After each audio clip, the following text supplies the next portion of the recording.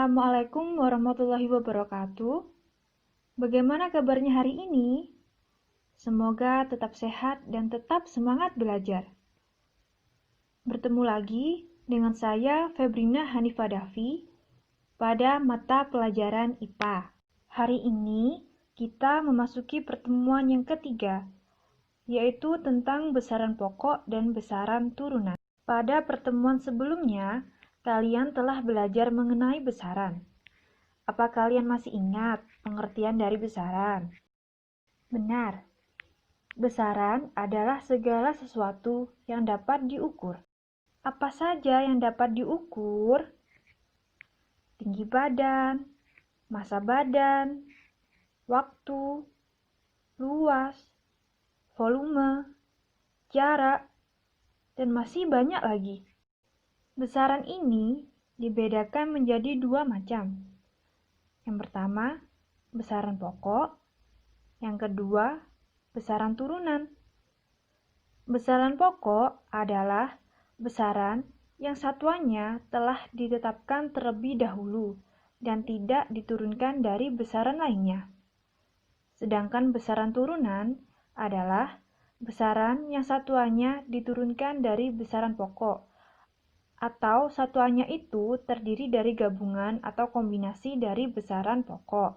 Nah, sekarang kita memasuki materi besaran pokok.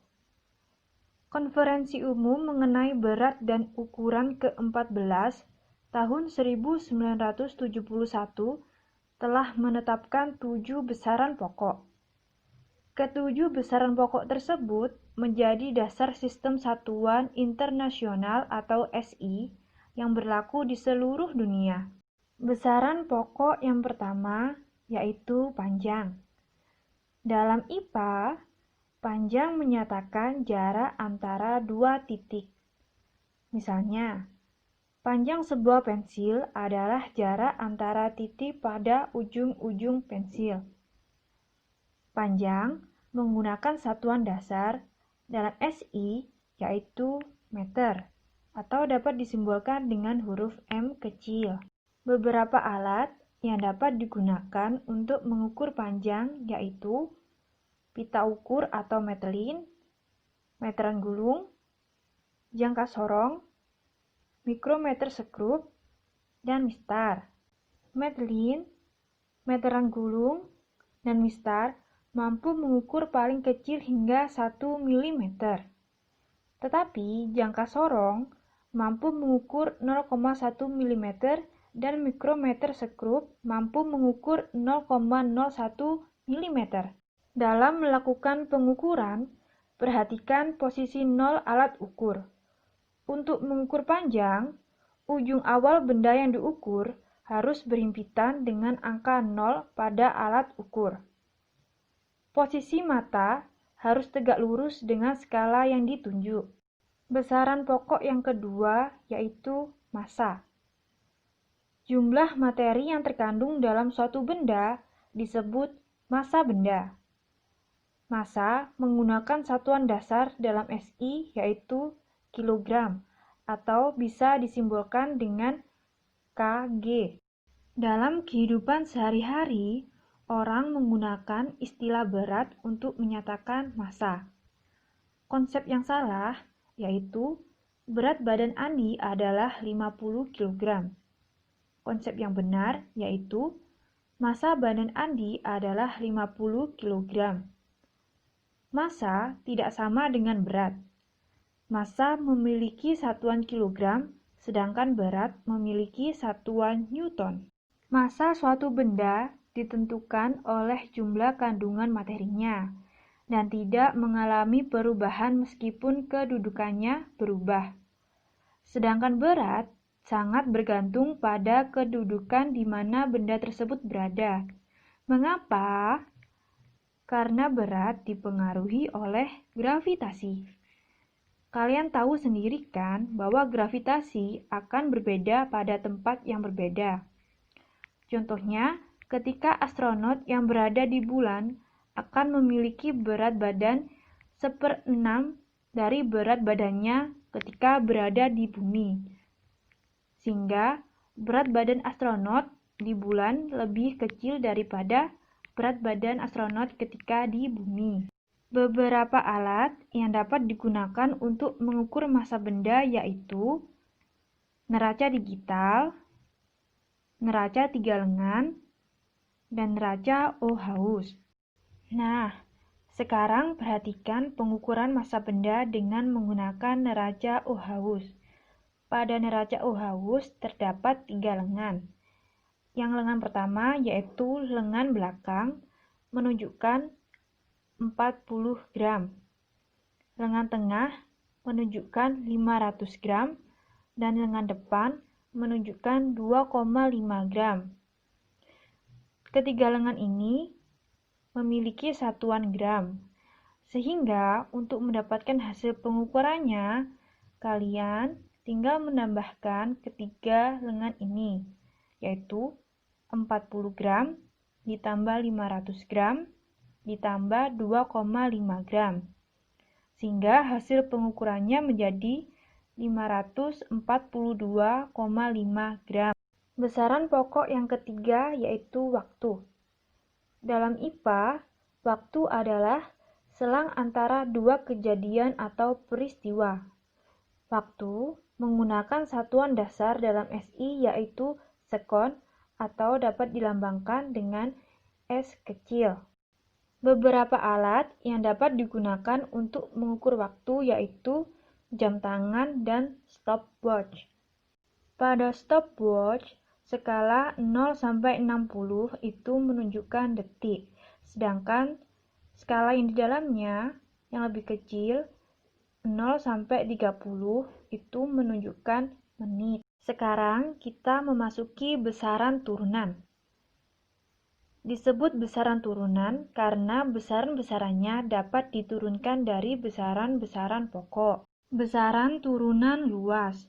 Misalkan, ruang kelasmu berbentuk persegi panjang, maka luasnya yaitu panjang dikali lebar. Perhatikan bahwa panjang dan lebar memiliki satuan meter, di mana meter merupakan satuan dari besaran pokok panjang. Luas memiliki satuan dalam SI yaitu meter dikali meter atau meter persegi. Sehingga besaran turunan luas diturunkan dari besaran pokok panjang. Besaran turunan volume. Misalkan, kamu mengukur volume bak mandimu yang berbentuk balok. Maka, volumenya dapat dihitung dengan mengalihkan panjang dikali lebar dikali tinggi. Panjang, lebar, dan tinggi memiliki satuan meter, di mana satuan meter ini merupakan satuan dari besaran pokok panjang. Volume memiliki satuan dalam SI yaitu meter dikali meter dikali meter atau meter kubik. Jadi, besaran volume merupakan turunan dari besaran pokok panjang. Lalu, bagaimana kita dapat mengukur volume zat cair? Zat cair tidak memiliki bentuk yang tetap, dan bentuknya selalu mengikuti wadahnya. Oleh karena itu, kita dapat mengukur volumenya dengan menggunakan gelas ukur. Besaran turunan konsentrasi larutan. Konsentrasi larutan, atau dapat disimbolkan dengan huruf K besar, dapat dirumuskan dengan K sama dengan massa terlarut dibagi dengan volume pelarut. Misalkan, kamu ingin membuat sirup dengan menggunakan gula dan air.